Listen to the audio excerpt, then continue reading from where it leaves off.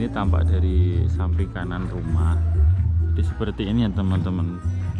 Setelah ada apa namanya, ini kan multiplex. Jadi multiplex yang tebal sekitar 20 mili atau 2 cm. Kemudian perancah-perancahnya ini banyak. Nanti supaya hasilnya pengecoran tuh halus. Walaupun ngecornya manual tapi diusahakan halus ya, karena nantinya kalau itu enggak halus pas dibuka itu ya hasilnya kurang bagus, itu repot. Mau di finishing mau dikerjakan ya itu biayanya membengkak. Lebih baik ketika struktur seperti ini diperhatikan benar-benar, sehingga ketika dibuka sudah bagus kan. Untuk finishing kalau mau dicat kan gampang, tidak banyak mengeluarkan biaya dan material ulang. Ini penampakan untuk perancahnya. Tuh, jangan lupa teman-teman, di sini dibanyakin kayu-kayu atau kasau atau ya pokoknya yang penting penunjang atau penahan beban dak supaya dia tidak melendut.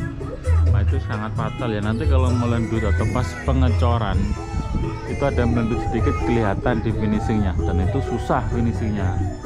Makanya dipersiapkan ketika struktur. Jadi kalau strukturnya bagus itu setelahnya biaya tidak membengkak untuk memperbaiki kesalahan-kesalahan struktur.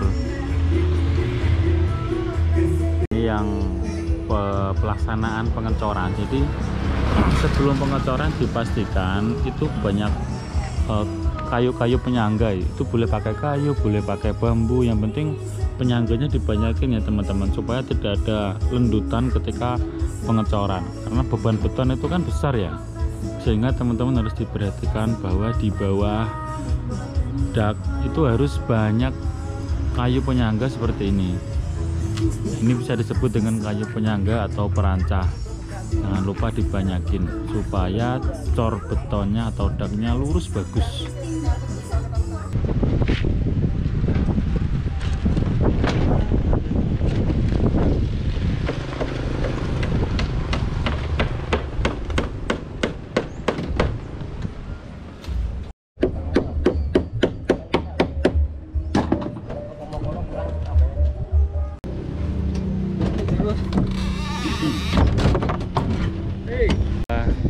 Pembahasan khusus untuk teras cor beton atau dak beton.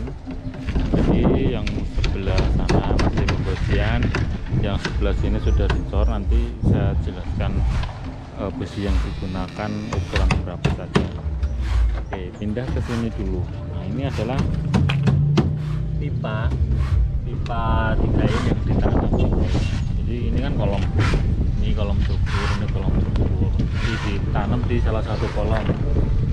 Jadi yang saya bilang kemarin, kalau perkuatan kolom itu 15, maka yang kosong itu ditaruh di salah satu titik kolom. Jadi kolom normal itu kan 15 cukup, maka kalau ada pipa yang masuk, kolom tersebut harus dikalikan 2, 15 ini 15. Jadi ini 1530, yang tengah kosong untuk pipa kiri. Ini besi yang digunakan adalah besi 8. Ini besi 8 6 biji, 1 2 3 4 5 6. Jadi satu kolom ini 6 biji. Kemudian begelnya itu pakai besi 6. Ini jaraknya 15 cm. Oke. Dan untuk yang sebelah sini besinya berapa saja yang digunakan. Yang pertama ini besi untuk baloknya. Oke teman-teman, ini besi balok ya. Jadi besi balok ini kayak besi 8, yang begelnya ini besi 6. Dan untuk meshnya atau wear mesh yang untuk dak cor-coran pakai besi 8. Ini pakai besi 8 semua. Jaraknya sekitar 15 cm. Jadi semua jangan lupa diikat. Nah, ini kan belum, nanti diikat bentuknya. Tuh, jadi teman-teman, ini saya di atas teras sebelah sini, itu teras yang sebelah kiri kalau kita lihat dari depan sana ya. Ini untuk ketinggian ini beda elevasi ya. Jadi yang teras di atas garasi itu lebih rendah, yang di sini lebih tinggi. Jadi cor terasnya juga di atas. Oke, yang pertama saya bahas adalah jangan lupa sparing pipa itu disiapkan ketika masih di bawah pekerjaan kolom struktur. Tuh, nih. Supaya ketika teras ini dicor itu tidak terjadi pembongkaran dan kebingungan air hujan itu dibuka kemana, karena catchment areanya kan lumayan besar ini. Jadi pipa yang digunakan itu pipa 3 in. 3 in itu lebarnya adalah atau diameternya itu sama dengan 9 cm. Jadi kalau 9 cm masuk di kolom itu masih oke, tidak terlalu kelihatan besar.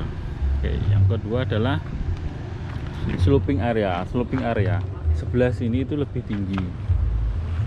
Sebelah sini lebih tinggi daripada yang sebelah sini. Itu ukurannya untuk standarnya adalah 2% per 1 meter.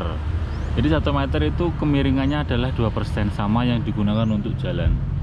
Itu kalau ditelisik lagi lebih dalam adalah kalau di ilmu fisika itu yang gaya sentrifugal itu loh, kecenderungan suatu benda untuk keluar dari lintasannya. Cuma untuk secara gampangnya kemiringannya yang ideal adalah per 1 meter itu miringnya 2 cm. Misalkan ini ke sini semeter ya, yang ini lebih tinggi 2 cm, tinggal dikalikan. Kalau ini ke 2 meter berarti kan 2 cm kali 2, jadi 4 cm miringnya ya. Seperti itulah supaya airnya mengalir dengan sempurna, tidak terjadi genang air. Nanti yang terjadi kalau airnya menggenang adalah menimbulkan sedimen seperti lumut, nanti menjadikan perawatannya susah dan daknya bocor atau rembes.